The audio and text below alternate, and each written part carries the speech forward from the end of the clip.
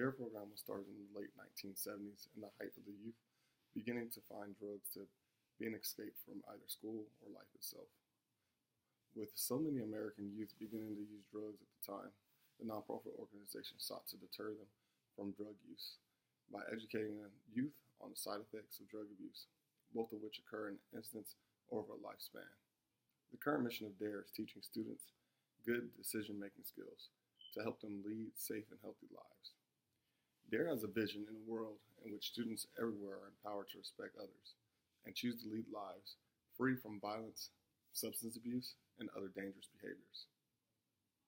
Police Chief Daryl Gates in the Los Angeles Unified School District in 1983 launched this program, known as Drug Abuse Resistance Education. DARE is typically taught by either an active police officer or a retired officer. This occurs for a number of reasons. Firstly is to end the perception that law enforcement officers are only around when bad things happen. While officers are allowed to interact with youth, at a young age, it develops a relationship with younger children that will hopefully stem into a lifetime, which ultimately will make society more receptive to engaging with law enforcement officers when things may not be going right in their neighborhoods or their homes. It also opens up a new avenue of approach when law enforcement officers are simply doing community policing. Children often see things that adults don't catch because they're outside and they're in the communities. So officers themselves find the program to be successful. DARE officers are selected by many divisions and undergo a long screening process. Prior to their selection as DARE role models for the school, they must also uphold many standards that will be continually monitored by the DARE America throughout their time as DARE representatives. For the school, meaning any law enforcement officer must always display the qualities that they are teaching youth in the classroom, such as being a strong communicator and a strong leader within their community.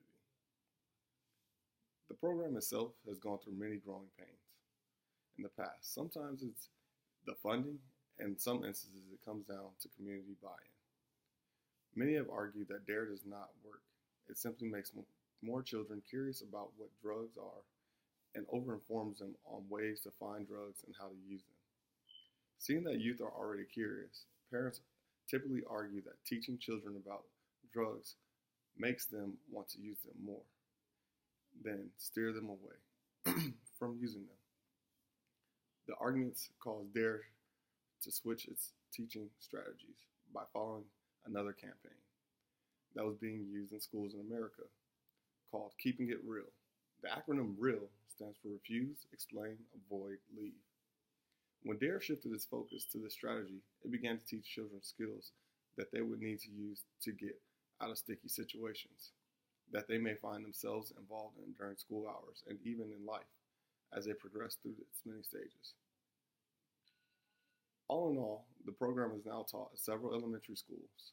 Children with the focus in kindergarten teaching safety tips such as the proper way to cross streets and what products they should not touch while they are at home with their parents, such as any poisonous cleaning materials, electrical sockets, stranger danger, and other things of that nature.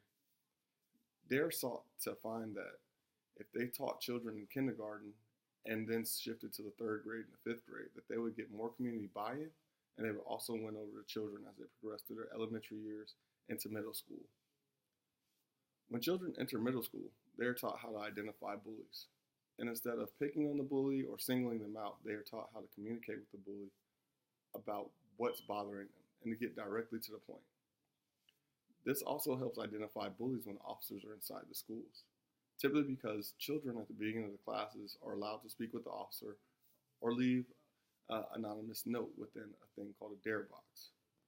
When the child is identified, he is never singled out, but his behavior is shifted because the officer allows himself to use examples or even just tease himself and teach children that being a bully is not something that should be going on in the school and is never tolerated.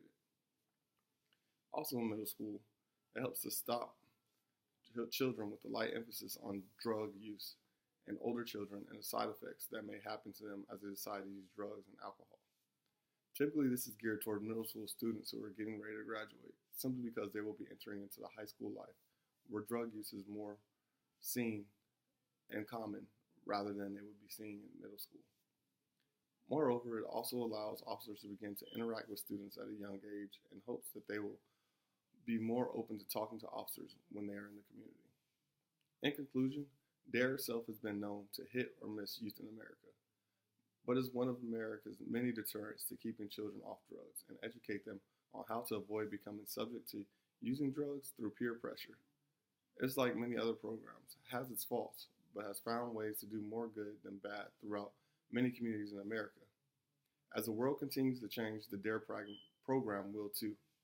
However, every year DARE grows in popularity, and it has also been recognized in 50 states throughout America and is even taught in several different countries throughout the world. If you'd like more information about the DARE program, feel free to visit its website at dare.org. I myself am passionate about DARE simply because I am a DARE officer within many schools on military bases, and I've seen the buy-in from the community and I've seen how much it works. The program, like I said, has its faults, but is one of many deterrents that we use in America. Thanks for listening.